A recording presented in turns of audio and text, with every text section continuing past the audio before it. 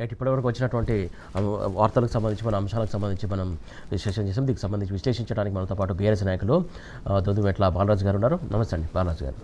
అలాగే ప్రముఖ రాజకీయ విశ్లేషకులు జంగయ్య యాదవ్ గారు ఉన్నారు. నమస్తే అండి జంగయ్య గారు.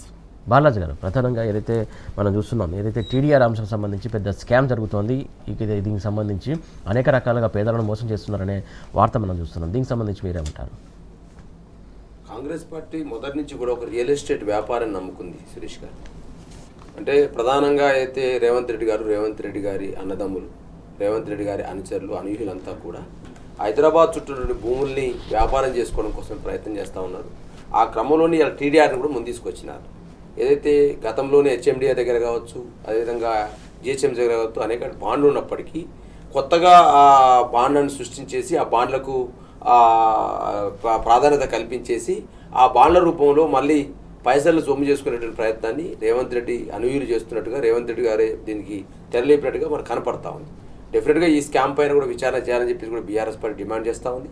ఆ క్రమంలోనే పార్టీ వర్కిపేట కేటీఆర్ గారు దీనిపై ఈ విషయాన్ని లేవనెత్తినారు.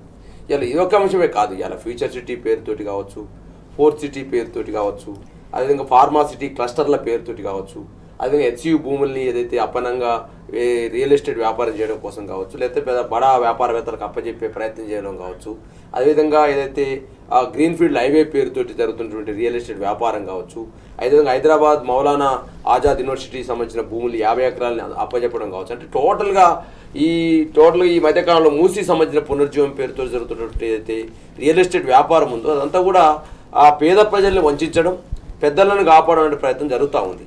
ఆ క్రమంలో రియల్ ఎస్టేట్ వ్యాపారం మూసీ పునరుజ్జీవం పేరుతో రియల్ ఎస్టేట్ వ్యాపారాలను ఏదో బఫర్ జోన్ అని, ఎఫ్టీఎల్ అని, అదేవిధంగా రకరకాలుగా రివర్ బెడ్ అని చెప్పేసి ఆ రియల్ ఎస్టేట్ వ్యాపారాలను బెదిరిస్తూ, ఆ బెదిరించడంతో ఏం చేస్తారు, పేదోళ్ళని ఇల్లు కూల్చేసి పెద్దోళ్ళని బెదిరిస్తూ ఆ పెద్దోళ్ళ దగ్గర ఉన్నటువంటి సొమ్ముని ఇలా రాహుల్ గాంధీకి 1000 కోట్ల రూపాయలు కేరళ ఎలక్షన్స్ కోసం, మిగతా రాష్ట్ర ఎలక్షన్ కోసం జరిగే ప్రయత్నంగా భావిస్తా ఉన్నాం. డెఫినెట్గా ఎన్నిటిపైన సమగ్ర విచారణ చేయాలని చెప్పేసి కూడా ఇలా పార్టీ బీఆర్ఎస్ పార్టీ నాయకత్వం, ఒకవైపు కేటీఆర్ గారు, ఒకవైపు హరీష్ రావు గారు, ఒకవైపు పార్టీ ఎమ్మెల్యేలందరూ కూడా శాసనసభలో మాట్లాడుతున్న తీరు చూస్తూ ఉన్నాం. మేము శాసనసభలో ఈ అంశాలని లేవనెత్తా ఉంటే, ఒకవైపు అసెంబ్లీ వాయిదాల పేరుతోటి కనీసం పద్దుల బుక్కును కూడా ఇవ్వకుండా ఇవాళ నిర్లక్ష్యం చేస్తున్న పరిస్థితి కూడా మనకు కనపడతా ఉంది. ప్రధానంగా ఇవాళ శాసనసభలో మా ఎమ్మెల్యేలు పార్టీ మొత్తం కూడా లేవనెత్తా ఉంది. ఇలా బలహీన వర్గాల సంక్షేమం గురించి కూడా లేవనెత్తినారు. ఇలా 100% టీడీఆర్తో పాటుగా బలహీన వర్గాల సంక్షేమం సంబంధించి సుమారు 60 హామీలు ఇచ్చారు. బీసీలకు ఇచ్చేస్తామని చెప్పేసి ఎలక్షన్ మేనిఫెస్టో పెట్టారు సురేష్ గారు. ఇవాళ మనం మాట్లాడాల్సిన అవసరం ఉంది. అంశాన్ని కూడా ప్రధానంగా ఏదైతే బీసీలకు సంబంధించి వీళ్ళు 2023-24 సంబంధించినటువంటి బడ్జెట్ సంబంధించి చూసినట్టయితే 9,200 కోట్లు ప్రవేశపెట్టినారు. అంటే 20,000 కోట్లు ప్రవేశపెడతామని చెప్పేసి, అంటే ఎలక్షన్ సమయంలో ఏం చెప్పినారు, బలైన వర్గాలకు సంబంధించి మేము ప్రధానంగా ప్రతి బడ్జెట్లో 20,000 కోట్లు పెడతాం, 5 సంవత్సరాల కాలంలో 1,00,000 కోట్లు పెడతామని చెప్పేసి కాంగ్రెస్ పార్టీ చెప్పింది. దాన్ని బీసీ ప్రజలు నమ్మినారు, మీకు ఓట్లేసినారు. ఓట్లేసిన సందర్భంలో మీరు మొదటి బడ్జెట్లో పెట్టింది ఎంత, 20,000 కోట్లకు 9,200 కోట్లు పెట్టారు. వీళ్ళు 9,200 కోట్లకు వీళ్ళు ఖర్చు పెట్టింది ఎంత, 2,080 కోట్లు మాత్రమే ఖర్చు పెట్టారు. రెండవ బడ్జెట్లో వీళ్ళు 20,000 కోట్లు పెట్టాల్సింది 11,400 కోట్లు మాత్రమే పెట్టినారు. ఆ 11,400 కోట్లలో ఖర్చు పెట్టింది ఎంత, 3,000 కోట్లు మాత్రమే ఖర్చు పెట్టినారు. అంటే ఈరోజు ఏదైతే ఇవాళ బడ్జెట్లో 3,24,000 కోట్లు మూడో బడ్జెట్ ప్రవేశపెట్టారు. అంటే 3,24,000 కోట్లలో బీసీలకు కేటాయించింది ఎంత, వీళ్ళు 12,551 కోట్లు మాత్రమే. అంటే 3.85%. వీళ్ళే చెప్పినారు, సకల జిల్లా సర్వే నిర్వహించిన మేము బీసీల లెక్కలు తెలుస్తున్నాం, బీసీలకు మేము పెద్ద దిక్కని చెప్పేసి మాట్లాడినటువంటి కాంగ్రెస్ పార్టీ, ఆ కాంగ్రెస్ పార్టీ ముఖ్యమంత్రి రేవంత్ రెడ్డి గారు 56% జనాభాగా మీరే తేల్చిర్రు. మరి 56%గా ఉన్నటువంటి బీసీ జనాభాకు 3.85% మీరు బడ్జెట్ కేటాయింపులు చేసిరంటే బీసీల పట్ల ఏమాత్రం ప్రేమ ఉందో మీకు అర్థమవుతా ఉంది. ఇలా ఒకవైపు బలహీన వర్గాల్ని వంచిస్తూ ఇలా బడ్జెట్లో తీవ్రమైన అన్యాయం చేస్తూ, అంటే వీళ్ళు ఈ 3 బడ్జెట్లలో గత 2 బడ్జెట్లో ఖర్చు పెట్టింది ఎంత అండి, 5,000 కోట్లు మాత్రమే. అంటే సుమారు ఒకసారి 3 లక్షల కోట్లు, ఒకసారి 2,50,000 కోట్లు, ఒకసారి మళ్ళీ 3 లక్షల కోట్లు, మళ్ళీ ఇలా 3,24,000 కోట్లు. అంటే ఇన్ని 6-7 కోట్లు ప్రవేశపెడితే బీసీలకు ఖర్చు పెట్టింది 5,000 కోట్లు మాత్రమే. అంటే దాదాపు ఇప్పుడు 3వ సంవత్సరం నడుస్తుంది. గడిచిన 2 సంవత్సరాల్లో వీళ్ళు మొత్తానికి బీసీలకు కేటాయించింది, ఖర్చు పెట్టింది 5,000 కోట్లు. 3వ సంవత్సరం అంటే దాదాపు 40,000 కోట్లు ఇవ్వాల్సింది పోయి ఇప్పుడు మరొక 3వ సంవత్సరం నడుస్తుంది కాబట్టి 60,000 కోట్ల బడ్జెట్ పెట్టాలి, ఖర్చు కూడా పెట్టాలి. మరి ఎందుకు ఇంత నయవంచన గురి చేస్తున్నారు అనుకోవాలి బీసీ 100%గా ఇలా చెప్తున్నా. వీళ్ళు లెక్కలు ఆ రోజు ఎలక్షన్ సమయంలో మాత్రం డిక్లరేషన్ పేరుతోటి వీళ్ళ బుక్ అండి 420 హామీల పుస్తకాన్ని ఇలా మీ ముందు డిస్ప్లే చేస్తా ఉన్నాను. అంటే 420 హామీలు ప్రజలకు ఇచ్చి బీసీ సంక్షేమం పేరుతో వీళ్ళు 60 అంశాలు చెప్పినారు. ఇలా ఈ 60 అంశాలు ఏమేమి చెప్పినారు? కులగణన బీసీ కమిషన్ నివేదిక ఆధారంగా అధికారంలోకి వచ్చిన 6 నెలల్లోనే బీసీ రిజర్వేషన్లు పెంపన్నారు. ఆ బీసీ రిజర్వేషన్లు పెంపనేది కాకెత్తుకపోయింది. ఇలా కేంద్రం పేరుతో బూచీలు ఆడతారు, తోబూచులు ఆడుతూ ఉన్నారు. అదేవిధంగా స్థానిక సంస్థల్లో ప్రస్తుత రిజర్వేషన్లు 23% పెంచి 42% పెంచుతామని చెప్పినారు సార్. దానివల్ల 23,973 మందికి అవకాశం దొరుకుతుంది, రాజకీయ పదవి దొరుకుతుందని చెప్పి ప్రగల్భాలు పలికారు సార్. అదేవిధంగా సార్ కాంట్రాక్టర్లో కూడా రిజర్వేషన్ ఇస్తామని చెప్పినారు సార్. అంటే ప్రభుత్వ కాంట్రాక్టర్లో బలహీన వర్గాలకు రిజర్వేషన్ ఇస్తామని చెప్పినారు సార్. ఇలా 56% జనాభాని ఇలా వంచిస్తూ వాళ్ళ యొక్క రాజకీయంగా సమాజ్ చేస్తూ ఉన్నారు సార్. ఇంకో మాట కూడా అడుగుతాను ఇవాళ నేను. ఇవాళ రేవంత్ రెడ్డి గారి ప్రధాన అనుచరుడైన వేము నరేంద్ర రెడ్డికి రాజ్యసభ సీట్ దొరుకుతుంది. అదేవిధంగా ఇవాళ ఏదైతే అభిషేక్ మన్వి గారికి సీట్ దొరుకుతుంది. కానీ తెలంగాణలో కాంగ్రెస్ పార్టీ పటిష్టం కోసం అనేక సంవత్సరాలుగా జీవన్ రెడ్డి లాంటి వాళ్ళకి కానీ, హనుమంతరావు లాంటి వాళ్ళకి కానీ, అదేవిధంగా అనేక మంది కాంగ్రెస్ పార్టీ సీనియర్ నేతలు వాళ్ళకి మాత్రం అవకాశం దొరకదు. అంటే ఇలా చంద్రబాబు నాయుడు కనుసన్నల్లో తెలుగుదేశం పార్టీ నుంచి వచ్చినటువంటి ఎవరైతే కాంగ్రెస్ నేతలు ఉన్నారు, ఇలా తెలుగుదేశం పార్టీలో చలామణి అవుతూ ఇలా కాంగ్రెస్ పార్టీలో జైన్ ఏ నేతలు అవుతుందో వాళ్ళకి అవకాశాలు దొరుకుతా ఉన్నవి. ఇలా 100% కాంగ్రెస్ పార్టీని ఇలా జీవన్ రెడ్డి గారు నిన్న వెళ్ళారు. జీవన్ రెడ్డి అల్కపాలకు పనిచేసే సందర్భంలో, రాజీనామా చేసే సందర్భంలో జీవన్ రెడ్డి గారి దగ్గర మహేష్ కుమార్ గౌడ్ వెళ్ళారు. అయినప్పటికీ కూడా మహేష్ కుమార్ గౌడ్తో జీవన్ రెడ్డి గారు చెప్పినారు, తర్వాత మేము అనేక సంవత్సరాలు అంటే కీలక సమయంలో కాంగ్రెస్ పార్టీ గడ్డు కాలంలో సమయంలో మీ కాంగ్రెస్ పార్టీ కాపాడాము. కానీ రేవంత్ రెడ్డి గారికి అవకాశం దొరుకుతుంది, వేం నరేంద్ర రెడ్డి గారికి అవకాశం దొరుకుతుంది, సీతక్క గారికి అవకాశం దొరుకుతుంది, తుమ్మల నాగేశ్వరరావుకి అవకాశం దొరుకుతుంది. అంటే కాంగ్రెస్ పార్టీలో ఇలా తెలుగుదేశం పార్టీ నాయకుల చలామణి ఎక్కువైంది, వాళ్ళ ఆధిపత్యం ఎక్కువైంది అనే భావన ఇలా అసలు కాంగ్రెస్ నాయకుల్లో కనపడతా ఉంది. అసలు కాంగ్రెస్ వర్సెస్ పసుపు కాంగ్రెస్ మధ్య జరుగుతున్న ఈ పోరాటంలో ప్రజలు ఇవాళ బలిగా వస్తుంది. అంటే ప్రజల గురించి పట్టించుకునే నాదురే లేరు. ఇవాళ ప్రజలకు ఏం కావాలి, ప్రజలకు మనం ఏ హామీలు ఇచ్చినాము, బలహీన వర్గాలకు ఏ హామీలు ఇచ్చినాము అనే అంశాన్ని ఎవరు పట్టించుకునే పరిస్థితి లేదు. ఇలా ఎమ్మెల్యేలు మంత్రులంతా కూడా తమ రియల్ ఎస్టేట్ వ్యాపారం కోసము, అదేవిధంగా కమిషన్ల కోసము కక్కులు పడే పరిస్థితికి వచ్చినారు. ఇలా సెక్రటరియట్ ఛాంబర్ వద్ద కూడా ఇలా ఆర్థిక శాఖ మంత్రి యొక్క ఛాంబర్ వద్ద ఇలా సెక్రటరియట్లో కాంట్రాక్టర్లు ధర్నా చేసే పరిస్థితికి వచ్చింది. అంటే కనీసం ఇంత దుర్మార్గం అంటే సురేష్ గారు ఇలా బాధపడే విషయం ఏంటంటే విద్యా వ్యవస్థలు ఏదైతే మన ఊరు మనబడే ప్రోగ్రాం ద్వారా విద్యా వ్యవస్థను పరిచయం చేయాలి కేసీఆర్ గారి నాయకత్వంలో ప్రయత్నం చేస్తే మన ఊరు మనబడి బల్లల కోసం, స్టైర్ల కోసం, కిటికీల బాగ్ కోసం, రంగు స్కూల్కు రంగులు వేసేటువంటి దానికోసం కూడా కమిషన్ అనే పరిస్థితికి వచ్చిన కాంగ్రెస్ పార్టీ నాయకులు. ఇక వచ్చేది లేదు, సచ్చేది లేదు, ఇక ఉన్న కాడికి దోసుకోవాలి, దోసుకున్నంతా దాచుకోవాలనే ప్రయత్నాన్ని కాంగ్రెస్ పార్టీ నాయకత్వం చేస్తా ఉంది. దీన్ని ఇలా బీఆర్ఎస్ పార్టీకి ఎండగడతా ఉంది. ఒకవైపు పార్టీ వరకు కేటీఆర్ గారు దీన్ని ఎండగడతా ఉంటే ఇలా కమిషన్ల పేరుతోటి, అదేవిధంగా ఏదో ఫార్ములా రేసులో ఏదో అవినీతి జరిగిందని, ఫార్ములా రేసులో నిధులు మళ్లించారని క్లియర్ కట్ గా ఆ సంస్థ చెప్తా ఉంది. చెప్తా ఉంటే వీళ్ళు దాన్ని చేత కాకుండా ఇలా కేటీఆర్ గారి మీద మళ్ళీ ఒక రకమైనటువంటి అబండాలు వేసే ప్రయత్నం. అంటే ఒకవైపు టీడీఆర్ స్కామ్ ఏదైతే టీడీఆర్ స్కామ్ సంబంధించి బయట పెడతా ఉంటే, ఫిలిపన్స్ బియ్యాన్ని అమ్మిందాన్ని స్కామ్ బయట పెడతా ఉంటే, ఈ స్కామ్లన్నీ బయట పెడుతున్నారు కాబట్టి మామూలు బదనం చేసే ప్రయత్నం చేయడం కోసం కేటీఆర్ గారి మీద కేసు ముందు తీసుకొస్తా ఉన్నారు. జంగయ్య గారు, ప్రధానంగా టీడీఆర్కి సంబంధించి వారి యొక్క కనుసన్నల్లో కొందరు ఆధిపత్య పోరుకు ఇక్కడ లబ్ధిదారులు కావచ్చు, చాలామంది బాధితులు బలవుతున్నటువంటి అంశం 100%. ఇంతకుముందు పెద్దలు చెప్తూ టీడీఆర్ అనేది యాక్చువల్లీ ఒక సామాన్యునికి ఎక్కడైతే భూ నిర్వాసితం అంటే తన ప్రదేశంలో అభివృద్ధి కోసము ప్రభుత్వం తీసుకునేటువంటిది ఏదైనా కానీ ఈ ట్రాన్స్ఫరబుల్ డెవలప్మెంట్ రైట్స్ అనేది అంటే హక్కులు, మనము భూమి పోయినప్పుడు కనీసం అతనికి 22 నుంచి 27% వరకు ఇవ్వడానికి అవకాశం ఉన్నటువంటిది 2012 ఉమ్మడి రాష్ట్రంలోనే దీన్ని జారీ చేయడం జరిగింది వాస్తవానికి. అప్పుడు గత ప్రభుత్వం తీసుకున్నా కానీ తెలంగాణ వచ్చిన తర్వాత ఇదే 37.32 లక్షల చదరపు అడుగులు ఈ బాండ్లు క్రియేట్ చేస్తే 20 లక్షల బాండ్లు 20 లక్షల చదరపు అడుగుల దాన్ని వినియోగం చేసుకోవడం జరిగింది తెలంగాణ ప్రభుత్వంలో. మిగులుగా 15.32 లక్షల బాండ్లు ఉన్నప్పటికీ కూడా ప్రభుత్వం వద్ద, అదేవిధంగా మనకు హెచ్ఎండిఏలో ఇంకా 1,50,000 బాండ్లు, ఈ మిగులు మొత్తం ఉన్నదాన్ని ఈరోజు రేవంత్ రెడ్డి గారు వచ్చిన తర్వాత దీన్ని మీద కన్నేసి ఒక సందర్భంలో ఎలా అయిపోయిందంటే డిమాండ్ వినియోగం అంటే సప్లై డిమాండ్ ఏదైతే మనం తీసుకున్నట్లయితే డిమాండ్ క్రియేట్ చేయడానికి ఉన్నటువంటి బాండ్లు కొత్తవి జారీ చేయొద్దని చెప్పేసి ఆదేశాలు ఇస్తూ ఉన్నటువంటి దాన్ని అగ్గోసగ్గోకు అంటే తక్కువ రేట్లకు అక్కడ ఉన్నటువంటి దాన్ని 22 నుంచి 27% వరకు ఉన్నటువంటి దాన్ని సామాన్యుల దగ్గర నుంచి 90% వాళ్ళు తీసేసుకొని తక్కువ రేటుకు తీసేసుకొని ముందుగా క్రియేట్ చేసుకొని పెట్టుకున్నారు దాన్ని. అంటే ఎక్కడికక్కడ కూడా దాన్ని కృత్రిమంగా కొరత సృష్టించడం జరిగింది. ఇప్పుడు గతంలోనే పోయిన సంవత్సరం అంటే 1.5 year కిందనే కేటీఆర్ గారు ఇదే ప్రస్తావన అసెంబ్లీలో టీడీఆర్ బాండ్లు కృత్రిమంగా దీన్ని సృష్టిస్తున్నారు కొరతని, ఇది ఎప్పటికైనా భవిష్యత్తులో ఇబ్బంది అవుతుందని చెప్పినప్పటికీ కూడా దాన్ని ఎవరు కూడా పెడచెవిన పెట్టడం జరిగింది. కానీ నిన్న జరిగినటువంటి అంశం ఎక్కడ అంటే ఆ కృత్రిమ కొరత సృష్టించేసి కంపల్సరీ మీరు చేయాల్సిందే అని చెప్పేసి నిన్న తీసుకురావడం. అంటే ఎక్కడ మీరు ఇంకా తప్పదు, నిర్మాణ రంగంలో రియల్టీలో మీరు ఏదైనా కన్స్ట్రక్షన్ చేయాలంటే మీరు ఖచ్చితంగా బాండ్లు చూపించాల్సిందే. అంటే ఉన్నటువంటి దాన్ని ఏదైతే తీసుకుంటున్నామో మౌలిక వసతుల కల్పనలో భాగంగా అంటే ఒక రోడ్డు నిర్మించాలన్నా ఒక ప్రాజెక్ట్ చేయాలన్నప్పటికీ కూడా ఖచ్చితంగా డీవియేషన్ అయినప్పటికీ కూడా ఈ బాండ్లు ఉంటే మీరు దాన్ని రిలీజ్ చేసుకోవచ్చు, ఓసీ తీసుకురావచ్చు. ఇట్లా ప్రతి సందర్భంలో మనం తీసుకోవచ్చు. అంటే ఆస్తులు కోల్పోయినటువంటి బాధితుల కోసం చేసినటువంటి దానిని వీళ్ళు ఆస్తుల పెంపకం కోసం క్రియేట్ చేసుకుంటున్నారు. అంటే ఇక్కడ కాంగ్రెస్ ప్రభుత్వము ప్రజల గురించి ఆలోచించేటువంటి సందర్భం పక్కకు పెట్టేసేసి వారి యొక్క అనుయూయులు కానీ వారి యొక్క అనుచరులు కానీ వారికి సంబంధించిన వాళ్ళకు మాత్రమే ఈ ఇన్ఫర్మేషన్ ఉంటూ క్రియేట్ అంటే ఒక దీన్ని పేటీఎం లాగా దీన్ని వాడుకోవడం జరుగుతుంది. అంటే ఒక ఏటీఎం లాగా వీళ్ళు క్రియేట్ చేసుకొని ఆ టీడీఆర్ సిస్టమ్ని మొత్తాన్ని ఒక నిర్మానుష్యంగా తయారు చేయడం జరిగింది. అంటే ఇక్కడ కాంగ్రెస్ ప్రభుత్వం వచ్చిన తర్వాత రేవంత్ రెడ్డి గారి పరిపాలన వచ్చిన తర్వాత టీడీఆర్ దాన్ని తొక్కిపెట్టేసి అవసరాలకు వాడుకునే విధంగా ఇలా క్రియేట్ చేయడం జరిగింది. అదేవిధంగా దీన్ని 3 దశలుగా అంటే 60% అంటే ఇంతకుముందు 22 నుంచి 27% ఉన్నటువంటిది ఇలా 60% క్రియేట్ చేసారు.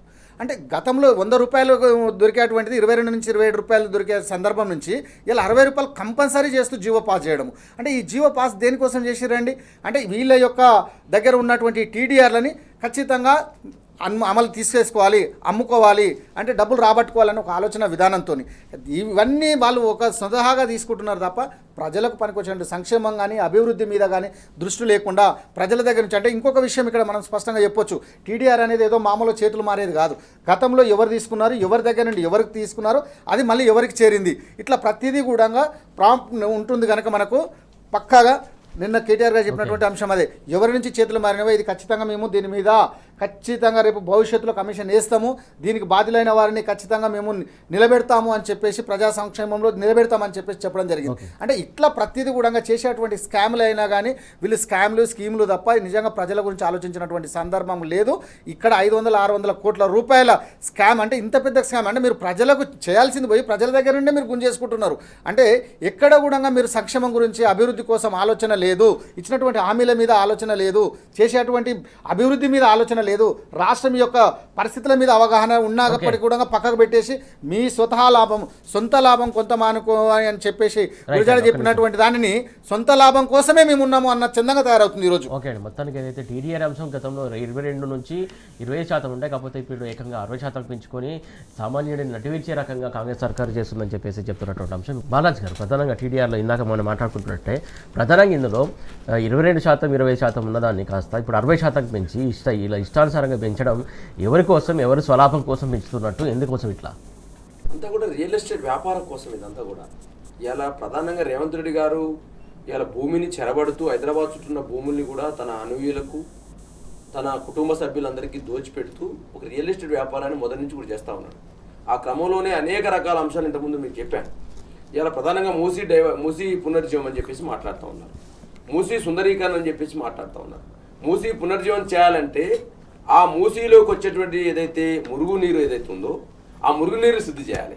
ఒకవేళ పరిశ్రమలు కానీ ఎవరైనా కంపెనీలు ఒకవేళ ఆ మురుగునీరు దాన్ని వదిలితే ఆ కంపెనీలకు నిబంధనలు పెట్టి ఆ మురుగునీరు శుద్ధి చేసే ప్రయత్నం చేయాలి. కానీ ఆ మురుగునీరు శుద్ధి పేరుతోటి, మూసీ సుందరీకరణ పేరుతోటి ఇవాళ గతంలో కేసీఆర్ గారి నాయకత్వంలో ఆ రోజు ఐటీ మరియు పురపాలక శాఖ మంత్రి ఉన్న కేటీఆర్ గారి నాయకత్వంలో జరిగింది ఏంది, ఎస్టీపీల నిర్మాణం జరిగింది. అదేవిధంగా 31 ఎస్టీపీలు నిర్మాణం చేసి ఆ మురుగునీరు శుద్ధి చేసే ప్రయత్నం చేసినాం. ఇవాళ కొన్ని ఎస్టీపీ నిర్మాణాలకు సంబంధించి 90% పూర్తయింది. ఆ 90% పూర్తయిన నిర్మాణాలని మనం కంప్లీట్ చేసుకుని వాటిని ఇనాగ్రేషన్ చేసుకుంటే ఇవాళ హైదరాబాద్ మురుగునీరు అంతా కూడా శుద్ధి జరుగుతుంది, మూసీ పునర్జీవం అక్కడే జరుగుతుంది. కానీ రేవంత్ రెడ్డి గారికి మూసీ పునర్జీవం మీద లేదు ప్రేమంతా.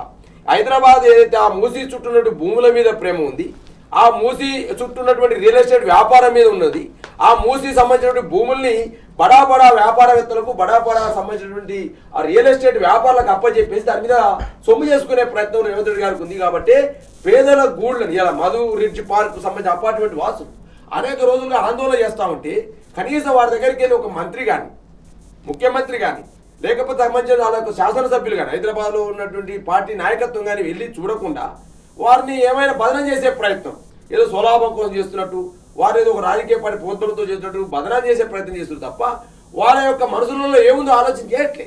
ఇవాళ ఏదైతే హైడ్రా పేరుతో జరుగుతున్న విధ్వంసమైనా కావచ్చు, మూసి పునర్జీవం పేరుతో జరుగుతున్న పేదల జీవితాల్లో జరుగుతున్న విధ్వంసం కావచ్చు, ఇవన్నీ కూడా ఒక రియల్ ఎస్టేట్ కోణం ఉన్నది. ఇలా రియల్ ఎస్టేట్ కోణం నుంచి ఏమైతే డబ్బులు వస్తాయి కదా, ఆ డబ్బుల్ని ఆ కాంగ్రెస్ పార్టీ అధినాయకత్వానికి రాహుల్ గాంధీ గారికి ఎలక్షన్ల కోసం ఇచ్చేసి మేము ఇంత డబ్బు సమకూరుస్తున్నా నేను రేవంత్ రెడ్డిగా ఒక ముఖ్యమంత్రిగా, కాబట్టి మాకు పగ్గాలను ఎన్ని ఏం చేసినా నన్ను ఏమనొద్దు, ముఖ్యమంత్రిగా నన్నే కొనసాగించండి, నా సీట్ను మాత్రం బదిలీ చేయాలనేటువంటి ఆలోచన విధానం చేస్తూ ఉన్నారు. ఇలా కేసీ వేణుగోపాల్ని కేరళలో ముఖ్యమంత్రి చేయడం కోసం కాంగ్రెస్ పార్టీ నిర్ణయిస్తే ఆ కేసీ వేణుగోపాల్ కోసం 1000 కోట్లు సమీకరించమని చెప్పేసి మాట్లాడుతూ ఉన్నారు. ఈ రాష్ట్ర చరిత్రలో సురేష్ గారిని అడుగుతా ఉన్నాను, గతంలో కేసీఆర్ గారు చెప్తే ప్రజలు నమ్మలేదు. ఇవాళ గల్లీలో ఉన్నటువంటి గులాబీ బాస్ కావాలా, ఢిల్లీలో ఉన్నటువంటి గులాములు కావాలని అనేక సభలలో కేసీఆర్ గారు చెప్తా ఉంటే తెలంగాణ ప్రజలు నమ్మలేదు. కానీ ఇవాళ ఏం జరుగుతూ ఉంది, ఇవాళ రాష్ట్ర క్యాబినెట్ మొత్తం కూడా వెళ్ళి ఏఐసీసీ ఆఫీసులో మీటింగ్ జరిగిందండి. ఆ రాష్ట్ర క్యాబినెట్లో చర్చ ఏంది, తెలంగాణ బాగు కోసం కాదు, తెలంగాణ ప్రజల బాగు కోసం కాదు, తెలంగాణ ప్రజలకు ఏ పథకాలు అమలు చేయాలో కాదు, తెలంగాణలో ఎలక్షన్ మేనిఫెస్టో ఏమిచ్చినో ఆ మేనిఫెస్టోని ఎట్లా అమలు చేయాలి, ప్రజలకు ఎట్లా సర్వీస్ చేయాలని కాదు, 1000 కోట్లు ఎట్లా సమీకరించాలి, కాంగ్రెస్ పార్టీని ఎట్లా 1000 కోట్లు ఇచ్చి నా కుర్చీని ఎట్లా కాపాడుకోవాలి, కేసీ వేణుగోపాల్ ఎట్లా కేరళలో ముఖ్యమంత్రి చేయాలని అటువంటి విధానం ఏఐసీసీ ఆఫీసులో తెలంగాణ క్యాబినెట్ జరిగిందండి. ఆ క్యాబినెట్ లో ముఖ్యమంత్రి ఏం చెప్తాడు, మా దగ్గర బొచ్చాడు పశువులున్నాయా, మా మంత్రి ఒక్కొక్క మంత్రి చెప్తే 30-40 కోట్లు మీకు ఇస్తాడు, వాళ్ళు ఒక 500 కోట్లు సమకూరుస్తారు, నేను ఒక 500 కోట్లు సమకూరుస్తానని చెప్పిన విధానం ఏదైతే ఉందో ఎంత దౌర్భాగ్యం ఇది అంటే, తెలంగాణ ఆత్మగౌరవాన్ని రేవంత్ రెడ్డి క్యాబినెట్ ఢిల్లీ యొక్క కాళ్ళ దగ్గర పెట్టిందనడానికి ఇంతకంటే నిదర్శనం ఏముంది. ఈ అన్ని అంశాలు ఇలా పార్టీ వర్కింగ్ ప్రెసిడెంట్గా కేటీఆర్ గారు, ఒకవైపు హరీష్ రావు గారు బీఆర్ఎస్ పార్టీ నాయకత్వం కాపాడుతూ ఉంటే, బీఆర్ఎస్ పార్టీ నాయకత్వం మీద ఇలా కుట్రలు చేసే ప్రయత్నాన్ని, కేసులు పెట్టి వేధించే ప్రయత్నాన్ని, జైలు పెడతామని చెప్పేసి బెదిరించే ప్రయత్నం చేస్తూ ఉంది. మీరు ఎన్ని జైళ్ళకైనా పంపండి, ఎన్ని కుట్రలైనా చేయండి, ఎన్ని కమిషన్లైనా వేయండి, ఎన్ని కేసులైనా వేయండి, మా నాయకత్వాన్ని ఎంత బదనాం చూస్తే మీరంతా ప్రజల ముందు అంత పల్తనైతారనే అంశాన్ని కూడా స్పష్టంగా టీవీ న్యూస్ ద్వారా చెప్తాను సురేష్ గారు. ఇలా బాధ అనిపిస్తా ఉంది. బలిన వర్గాలకు అన్ని రకాలుగా చేస్తామని చెప్పారు కదా సార్, ఇలా కాంట్రాక్టర్లో 40% నడిపోయింది. ఇయాలకి 3 బడ్జెట్లు ప్రవేశపెట్టినంత వరకు దాని మీద ఊసులేదు. అదేవిధంగా 10వ తరగతి విద్యార్థి నుంచి పిహెచ్డీ చేస్తున్న విద్యార్థి వరకు 10,000 నుంచి 1,00,000 వరకు సాయం చేస్తామన్నారు. దాని మీద అతిగతి లేదు. ఎంబీసీ కార్పొరేషన్లు ఏర్పాటు చేస్తామని చెప్పినారు, ఫెడరేషన్లు ఏర్పాటు చేస్తామని చెప్పినారు. కనీసం సార్ 2014 నుంచి 23 వరకు బీసీ యొక్క ఫెడరేషన్ల కోసం, బీసీ కార్పొరేషన్ల కోసం ఆ రోజు కేసీఆర్ గారి నాయకత్వంలో 1,323 కోట్లు ఖర్చు పెట్టామండి మేము. ఒక మాట అండి, కనీసం ఆ పైసా కూడా విడుదల లేని పరిస్థితికి వచ్చినారు. ఇలా అనేక రకాలుగా బీసీలకు సంబంధించి ఇలా నరేంద్ర రెడ్డి ఏం చేసినట్టు ఇచ్చినారండి. నేను అడుగుతాను, ఒక బీసీ నాయకుడు మీకు కంట రాలేదా? హనుమంతరావు లాంటి వాళ్ళు ఈ రాష్ట్రంలో కాంగ్రెస్ పార్టీ కోసం పనిచేస్తా ఉన్నారు, వారు కంట రాలేరా? వారే వచ్చి ప్రెస్ క్లబ్లో ప్రెస్ మీట్ పెడతా ఉన్నారు, కాంగ్రెస్ లో బీసీలకు అన్యాయం జరుగుతుందని చెప్పేసి. ఇక బీసీల గురించి మాట్లాడితే ఏం చెప్పాలి, నవ్విపోదురు కాక నాకేం సిగ్గు అన్నట్టు ఇష్టం వచ్చినట్టు బడ్జెట్ కేటాయింపులు అన్యాయం చేస్తారు. ఇలా కనీసం అండి విదేశాలకు పోయినటువంటి సుమారు 7,000 మందికి ఆ రోజు మేము పంపిస్తే 7,000 కోట్లు విడుదల చేసింది కేసీఆర్ నాయకత్వంలో ఓవర్సీస్ స్కాలర్షిప్స్. అంటే పేద విద్యార్థులు కూడా లండన్ చదువులు కావచ్చు, అమెరికా చదువులు కావచ్చు, దూరం కావద్దు, పేద పిల్లలు కూడా బయటకు వెళ్ళాలనే ఆలోచన కేసీఆర్ గారి నాయకత్వంలో ఆ రోజు ఒక వినూతనంగా ఆలోచన చేసినాం. కానీ ఇవాళ ఓవర్సీస్ స్కాలర్షిప్ విడుదల కాని పరిస్థితికి వచ్చినది. కనీసం పేద ఇంకెందుకండి, ఇవాళ కామారెడ్డిలో పిల్లవాడు, ఒక ఎస్టీ పిల్లవాడు, ట్రైబల్ వెల్ఫేర్లో చదువుతున్న పిల్లవాడికి ఇలా పాము కాటు గురైనాడు. లిఖిత అనే అమ్మాయి రీసెంట్ గా ఉమ్మడి నిజామాబాద్ జిల్లాలోని విషాహారం ఏదైతే ఆహారం అనే విషాతల్యం అయిపోయి ఇవాళ హాస్పిటల్లో నీలోఫర్ హాస్పిటల్ చేరి ఇలా చనిపోయిన పరిస్థితికి వచ్చినది. సుమారు 200 మంది విద్యార్థులు, పేద విద్యార్థులు ఇలా హాస్టల్లో చదువుతున్న విద్యార్థులు చనిపోయిన పరిస్థితికి వచ్చిందండి. ఎవరైనా విద్యాశాఖ మంత్రి దీనికి ఏమన్నా స్పందిస్తున్నాడా? విద్యాశాఖ మంత్రి ఉన్న ముఖ్యమంత్రి గారు ఏమైనా స్పందిస్తా ఉన్నారా? హోంశాఖ మంత్రి ఉన్నాడు, ముఖ్యమంత్రి రేవంత్ రెడ్డి ఏమైనా స్పందిస్తా ఉన్నాడా? ఇవన్నీ అంశాలను ఇలా బేరేజ్ చూస్తా ఉన్న ప్రజలు గమనిస్తా ఉన్నారు. డెఫినెట్ గా బీసీలను దగా చేసినటువంటి ఈ కాంగ్రెస్ పార్టీ పైన డెఫినెట్ గా రాజకీయ సామాజిక కోసం బీసీలు ఎదురు చూస్తా ఉన్నారు. ఇలా బీసీ సమాజాన్ని నట్టేట ముంచిరండి. ఇలా అనేక రంగాలుగా అన్యాయం చేస్తున్నారు కదా, అన్ని రకాలుగా. ఇలా ఒక్క రకంగా ఒక్క నిమిషం బాలాజీ జంగయ్య గారు, ప్రధానంగా నిన్న జరిగినటువంటి శాసనమండలిలో మధుసూదనాచారి మాట్లాడారు, అలాగే బండ ప్రకాష్ గారు అడిగారు, ఎల్ రమణ గారు అడిగారు. ఎవరు అడిగినా కూడా గొంతు నొక్కే ప్రయత్నం, మిగతా వాళ్ళు అడ్డుకునే ప్రయత్నం జరుగుతుంది. బీసీ సబ్ ప్లాన్ కావచ్చు, బీసీలకు సంబంధించి కావచ్చు, అనేక అంశాల గురించి ప్రస్తావిస్తే మాట్లాడేయకుండా గొంతు నొక్కుతున్నటువంటి అంశం. దీని గురించి మీరేమంటారు? 100% అండి. వీళ్ళు ఓడ దాటేంతసేపు ఓడ మల్లయ్య, ఓడ దాటిన తర్వాత బోడి మల్లయ్య అన్నట్టు బీసీలను మాత్రం ఎలక్షన్లలో ఖచ్చితంగా వాడుకొని గెలిచిన తర్వాత బీసీల గురించి కానీ, బీసీల యొక్క అభ్యున్నతి కోసం కానీ, వారి కులవృత్తుల కోసం కానీ పట్టించుకున్న పాపాన ఓట్లు. అంటే బీసీలని కాదు, ప్రతి సామాజిక వర్గాన్ని కూడా వాళ్ళు వాడుకొని వదిలేసినటువంటి సందర్భం. ఎందుకంటే ఏ సామాజిక వర్గానికి న్యాయం చేసినట్టు ఎక్కడ లేదు. ఒక బీసీలే కాదు, ఎస్సీలు కానీ, ఎస్టీలు కానీ, మైనారిటీలు కానీ, ఇట్లా ప్రతి దాంట్లో కూడా డైవర్ట్ చేసిరే తప్ప ఎక్కడ కూడా రాజకీయం కోసం మాత్రమే వాళ్ళు బీసీలను ఉపయోగించుకున్నారు. కానీ ఈరోజు మనం తీసుకున్నట్లయితే వాళ్ళు చెప్పేటువంటి మాటలు వేరు, చేసేటువంటి చేతలు వేరు. అంటే మాటలు కోటలు దాటుతున్నాయి కానీ చేతలు కడప కూడా దాటట్లేదు. ఈరోజు కాంగ్రెస్ ప్రభుత్వం చేస్తున్నటువంటి పనులు చూసినట్లయితే మీరు బడ్జెట్ తీసుకున్నా కానీ, చేసేటువంటి పనులు తీసుకున్నా కానీ, ఎక్కడ కూడా ఎక్కడికి పోతే అక్కడ ఆ పాట పాడడము, ఏ రోటి కాడి పాట ఆడ పాడడం, ఈ దేవుని మీద కొట్టేయాలి, ఆ దేవుని మీద కొట్టేయాలి. యాదవ్ సంఘం పోతే యాదవ్ల గురించి చెప్పాలి, గౌడ సంఘం పోతే గౌడ గురించి, కుమ్మర సంఘం పోతే కుమ్మర సంఘం. అంటే మీకు చేస్తానని చెప్పేసి అక్కడ ఉన్న వాళ్ళ హర్షాతిరేకాలం అంటే జనాలతో జేజేలు కొట్టించుకోవాలి, అప్పటి మందము, తర్వాత ఎక్కడ పోతే మనకేంది అన్నట్టు రేవంత్ రెడ్డి గారి పరిపాలన ఉంది. దాని తగ్గట్టే మంత్రులు కూడా, మంత్రుల తర్వాత ఎమ్మెల్యేలు కానీ, అక్కడ ఉన్నటువంటి ఎంపీటీసీలు, జెడ్పీసీలు, ఇట్లా ఎవరికి వారే యమునా తీరే, ఎవరి ఒక కోఆర్డినేషన్ లేకుండా మా నాయకుడే చెప్తున్నాడు, మేము చెప్తే తప్పేంది అన్నట్టు అవుతున్నాడు. దీని మూలమే కదా, పర్యావసనమే కదా మన సర్పంచ్ ఎలక్షన్స్ కానీ, మన జరుగుతున్నటువంటి ఎలక్షన్స్ ఏవి తీసుకున్నా కానీ, కార్పొరేషన్లలో తీసుకున్నా కానీ ప్రజలు కనీసము కాంగ్రెస్ నాయకులు ప్రజల దగ్గరికి వెళ్ళి ఓటు అడిగే పరిస్థితుల్లో లేదు. మీరు ఇచ్చినటువంటి హామీలు ఏమైనాయా, మాకు చెప్పినటువంటి మేనిఫెస్టోలో పెట్టినటువంటి అంశాలు ఏమైనాయా అని చెప్పేసి నిలదీస్తే ఊర్లలో మేము పోలేము అని చెప్పేసి ముఖ్యమంత్రి గారి దగ్గర కూడా ఎంతోమంది ఎమ్మెల్యేలు పోయి మనం చూసినటువంటి సందర్భాలు కూడా చూసాం. అంటే ఇక్కడ ఒకటే విషయం అండి, ప్రజల యొక్క సంక్షేమము పట్టించుకున్న పాపాన పోవట్లేదు. బీసీలకు ఇచ్చినటువంటిదే కాదు, ప్రతి సామాజిక వర్గానికి ఇచ్చి మీరు హామీలు పెట్టినటువంటి ఏ ఒక్కటి కూడా ఇప్పటి వరకు మీరే 420 హామీలు ఇచ్చారు కానీ 4 హామీలు కూడా నెరవేర్చిన సందర్భం లేదు. ఏదో ప్రారంభానికి అంటే ఆరంభ శూరత్వం అంటాం కదా, ఆరంభ శూరత్వం మాత్రమే మీకు కనిపిస్తున్నది. ఎంతసేపు పెద్దలు మాత్రమే కనిపిస్తున్నారు కానీ పేదవాళ్ళు ఎక్కడ కూడా కనపడట్లేదు.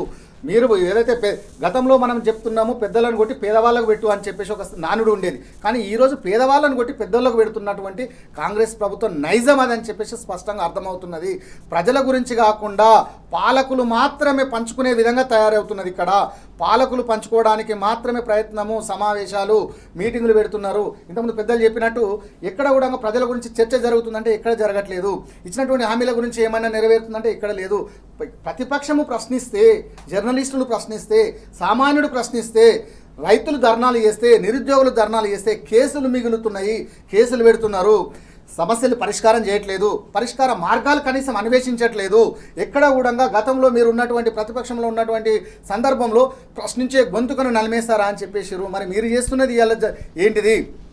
ఆ రోజు ప్రశ్నిస్తే స్వాగతించి సమస్యలను పరిష్కారం వైపు ముందుకెళ్ళినటువంటి సందర్భం మనం చూసినాము. గత ప్రభుత్వంలో ఉన్నటువంటి కేసీఆర్ ప్రభుత్వంలో ఏదైనా ఒక సమస్యను ఎవరైనా ప్రతిపక్ష నాయకుడు కానీ, ఒక జర్నలిస్ట్ కానీ, ఒక సామాన్యులు కానీ ఏదైనా తీసుకెళ్ళినప్పుడు ఖచ్చితంగా దాని మీద సరే ఎంతో కొంత టైం కొంత పట్టినప్పటికీ కూడా ఆ సమస్యను పరిష్కరించినటువంటి సందర్భాలు చూసినాం. కానీ ఈరోజు ఆ సమస్యను ఎవరైతే ఏలెత్తి చూపిస్తున్నారో వారి గొంతు నొక్కడమే కాదు, వారి మీద, కుటుంబం మీద కానీ, వారి మీద కానీ వ్యక్తిగతంగా, ఆర్థికంగా వారిని నష్టపరుస్తూ కేసులు పెడుతూ భయభ్రాంతులకు గురి చేసి రేపు మనం కూడా ప్రశ్నించొద్దు అనేటువంటి చందంగా. ఎందుకంటే మీరు చూసుకుంటున్నట్లయితే మంత్రి గారు ఇంట్లో జరుగుతున్నటువంటి మనం చూసినాము. ఒక ఎవరు మన కొండ సురేఖ గారు అనుకుంటా, వారి యొక్క గవర్నమెంట్ అంటే ఇంత మంత్రులకే రక్షణ లేకుండా పోతుంది, కేసులు పెట్టేటువంటి సందర్భం. ఇంత భయభ్రాంతులకు గురి చేసి పరిపాలన ఏంటంటే భయంతో పరిపాలించడానికి నయాననో భయానో అని చెప్పేసి అంటాం కదా, వీరు ఆ విధంగానే పరిపాలిస్తున్నారు. కానీ ప్రేమానురాగాలు కానీ, సంక్షేమం కానీ, అభివృద్ధి గురించి ఆలోచించి తెలంగాణని ఇంకొక ముందడుగు తీసుకెళ్దామనకుండా తెలంగాణను ఒక 20 ఏళ్ళు 30 ఏళ్ళు తిరుగుబాటు ధోరణి చేసినారని చెప్పొచ్చు. ఇక్కడ మనం అంటే తిరోగమనం వైపు నడిపిస్తున్నారు కాంగ్రెస్ ప్రభుత్వం వచ్చిన తర్వాత అని చెప్పొచ్చు. గతంలో మనం తీసుకున్నట్లయితే ఏదైతే కాంగ్రెస్ ప్రభుత్వం కిరణ్ కుమార్ రెడ్డి గారు ఉండేసి కరెంటు తీగల మీద మీరు బట్టలు ఆరేసుకోవాలన్న చందంగా, అంటే దాన్ని ఒక ఛాలెంజ్గా తీసుకొని కేసీఆర్ గారు ఒక వ్యూహాత్మకంగా ప్లాన్ చేసేసి దాన్ని ఇంప్లిమెంట్ చేసినటువంటి సందర్భము గతంలో ఉన్నటువంటి ప్రతి నాయకుడు కూడా భారతదేశంలో ఉన్న ప్రతి నాయకులు అగ్రనాయకులు వచ్చేసి అప్రిషియేట్ చేసినటువంటి సందర్భం తెలంగాణని. కానీ ఈరోజు కళ్ళుండి కూడా చూడలేని కబోదులు ఈరోజు కాంగ్రెస్ నాయకులు అని చెప్పేసి మనం చెప్పొచ్చు. ఎందుకంటే భారతదేశంలో ఉన్నటువంటి బీజేపీ ఉన్నటువంటి మంత్రులు కూడా కేంద్ర మంత్రులు కూడా వచ్చేసి చాలా ఒక రోల్డ్ మోడల్ తెలంగాణ భారతదేశానికి అని చెప్పేసి ఇలాంటిది మేము చేయాలని చెప్పేసి అనుకున్నటువంటి సందర్భము చెప్పినటువంటి స్టేట్మెంట్లు కూడా మనం చెప్తే తప్పు కావచ్చు, లేకపోతే ఇక్కడ ఉన్నటువంటి నాయకత్వం చెప్తే నమ్మకపోవచ్చు. కానీ ఆల్రెడీ పత్రికా ముఖంగా కూడా ఎన్నో వచ్చినటువంటి సందర్భాలు చూసాము.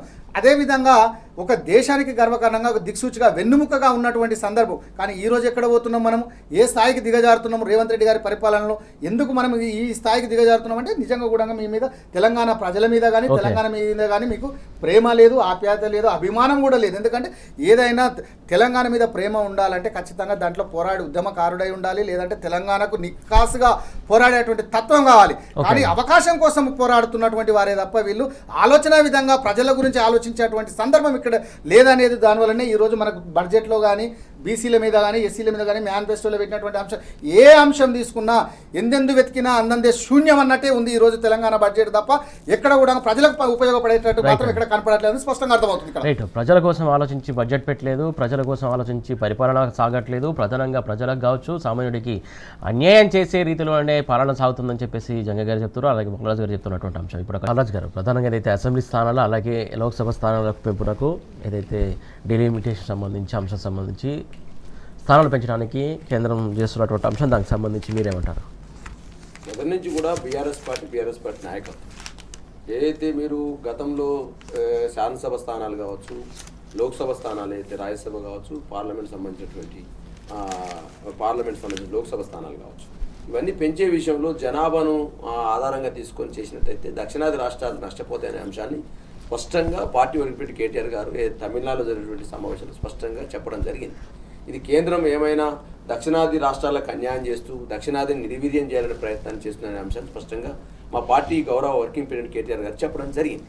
ఇవాళ మళ్ళీ కూడా చెప్తా ఉన్నాం కేంద్రానికి, ఇవాళ ఏదో నార్త్ ఇండియా స్టేట్స్లో ఎక్కువ సీట్లు పెంపకం ద్వారా ఏదో 50% జనాభా పెంచినప్పటికీ ఇవాళ 80 సీట్లు ఉత్తరప్రదేశ్లో రేపు 50% ప్రకారం పెంచినా కూడా 50% ప్రకారం పెంచినా కూడా 40 పెరుగుతాయి. 40-80 కాస్త ఎంత అవుతాయి? 120 అయితే అక్కడ. అదేవిధంగా బీహార్ సంబంధించి చూసినట్టయితే అక్కడ ఒక 40 సీట్లు ఉన్నాయి. ఆ 40 సీట్లు కాదు 20-60 సీట్లు అయిపోతాయి. కాబట్టి ఈ విధంగా అక్కడ ఉన్నటువంటి బీహారు ఒక ఉత్తరప్రదేశ్ రాష్ట్రాల్లో 2 రాష్ట్రాల్లో ఏ పార్టీ అయితే అధికారంలో ఉంటుందో ఆ పార్టీ కేంద్రంలో అధికారంలో కూడా కలిసికొస్తుంది. కాబట్టి ఇవంతా కూడా దక్షిణాది రాష్ట్రాలకు సంబంధించిన ప్రాధాన్యత లేదు. ఇలా గతంలో ఉండే ఒకవేళ ప్రధానమంత్రి నార్త్ నుంచి ఉన్నట్టయితే ఉప ప్రధాని ఇక్కడి నుంచి ఉండాలని, రాష్ట్రపతి నార్త్ నుంచి ఉన్నట్టయితే ఉపరాష్ట్రపతి ఇక్కడి నుంచి ఉండాలని ఈ విధమైన ప్రయత్నం జరిగేది గతంలో రాజకీయాల్లో. కానీ ఆ ప్రయత్నం చేయకుండా ఓన్లీ నార్త్ స్టేట్స్ మాత్రమే డెవలప్ చేస్తూ అది భారతీయ జనతా పార్టీ కావాల్సుకొని చేస్తున్నట్టుగా కనపడతా ఉంది. దీనిపైన డెఫినెట్గా బీఆర్ఎస్ పార్టీగా మా స్పందన అదే, మా యొక్క ఆలోచన విధానం అదే, మా యొక్క వ్యవహార శైలి కూడా గతంలో చెప్పినాం. ఇలా దక్షిణాది రాష్ట్రాలను వ్యతిరేకిస్తూ ఉన్నాయి. కాబట్టి దక్షిణాది రాష్ట్రాలకు నష్టం చేయకుండా ఈ యొక్క అసెంబ్లీ మరియు లోక్సభ స్థానాల యొక్క సంఖ్యను పెంచాలనేది మా డిమాండ్. ఆ దిశగా చర్యలు తీసుకోవాలని తెలియజేస్తా ఉన్నాం. అదే క్రమంలో ఇవాళ మేము చెప్పేది ఏంటంటే, ఇవాళ గతంలోనే పునర్విభజన పేరుతోటి ఆంధ్రప్రదేశ్ పునర్వ్యవస్థీకరణ బిల్లు ఏదైతే జరిగిందో, తెలంగాణ రాష్ట్రం ఏర్పడ్డప్పుడు ఆంధ్రప్రదేశ్ రాష్ట్రం ఏర్పడి మీరే చెప్పారు కదా, ఏదైతే పునర్విభజన జరుగుతుందని చెప్పేసి నియోజకవర్గాల పెంపు అనేది, దానికి దేశవ్యాప్తంగా జరిగే పునర్విభజన సంబంధం లేదు. ఇలా జమ్మూ కాశ్మీర్ కావచ్చు, లడాక్ కావచ్చు, ఏదైతే చేసిరో మీరు అలాగూ శాసనసభ స్థానంలో పెంపు జరిగింది అక్కడ. కానీ మరి తెలంగాణ కొత్తగా ఏర్పడ్డ స్టేటు, ఆంధ్రప్రదేశ్ కొత్తగా ఏర్పడ్డ స్టేటు, మీరు పునర్విభజన చట్టంలో చెప్పినారు అసెంబ్లీ స్థానాల సంఖ్య పెంచుతామని చెప్పి, లోక్సభ స్థానాల సంఖ్య పెంచుతామని. ఇంతవరకు దాని మీద అతిగతి లేదు. కేంద్ర ప్రభుత్వం కానీ అదేవిధంగా ఈ రాష్ట్రంలో సర్కారు కానీ రాష్ట్ర ప్రభుత్వం అడిగే పరిస్థితి లేదు. కాబట్టి ఇవాళ ప్రధానంగా తెలంగాణ సంబంధించి ప్రధానంగా ఏదైతే మేము పట్టే పనులు అయితే ₹1 చెల్లించినట్టయితే 30% కేంద్రం నుంచి వస్తూ ఉంది. దాని మీద కనీసం కాంగ్రెస్ పార్టీ కానీ కాంగ్రెస్ పార్టీ నాయకత్వం కానీ కేంద్రాన్ని అడిగే పరిస్థితి లేదు. కేంద్ర దగ్గర బయటికి మాత్రం బీరాలు పలుకుతూ రేవంత్ రెడ్డి గారు అక్కడికి వెళ్ళి కాలు పట్టుకునే పరిస్థితికి వచ్చినాడు. ఎందుకంటే ఇది ఓటుకు నోటు కేసు నుంచి నేను కాపాడాలి, అనేక రకాల చట్ట వ్యతిరేకంగా real estate triple R tax అని చెప్పేసి ఇదే మోదీ గారు ఇక్కడికి వచ్చి చెప్పినారు. రేవంత్ రెడ్డి గారు రాహుల్ ట్యాక్స్ కనపడతా ఉంది, ఇక్కడ వసూలు చేస్తూ ఉన్నారని చెప్పేసి. కాబట్టి ఇవన్నీ కేసులు మాఫీ చేయడం కోసం కావచ్చు, అదేవిధంగా వీరు వసూలు చేస్తున్న ట్యాక్స్ ఏదైతే రియల్ ఎస్టేట్ వ్యాపారం పెట్టి చేస్తున్న దందాలన్నీ కూడా మాఫీ కావాలంటే కేంద్రంతో సైక్యత ఉండాలని చెప్పేసి మాట్లాడుతూ వాళ్ళ యొక్క కేసుల కోసం ఉంటారు తప్ప ప్రజల కోసం కాదని స్పష్టంగా అర్థమవుతా ఉంది. డెఫినెట్గా కేంద్ర ప్రభుత్వం అధికారంలో భారతీయ జనతా పార్టీ దక్షిణాది రాష్ట్రాలకు నష్టం చేయకుండా అసెంబ్లీ సీట్ల యొక్క పెంపులు జరగాలని చెప్పేసి కూడా మేము డిమాండ్ చేస్తున్నాం బీఆర్ఎస్ పార్టీ ద్వారా. జంగా గారు, ప్రధానంగా దక్షిణాది రాష్ట్రాలకు అన్యాయం జరుగుతుంది ఖచ్చితంగా అని చెప్పేసి ప్రధాన వాదన వస్తుంది, పదే వస్తున్నటువంటి అంశం.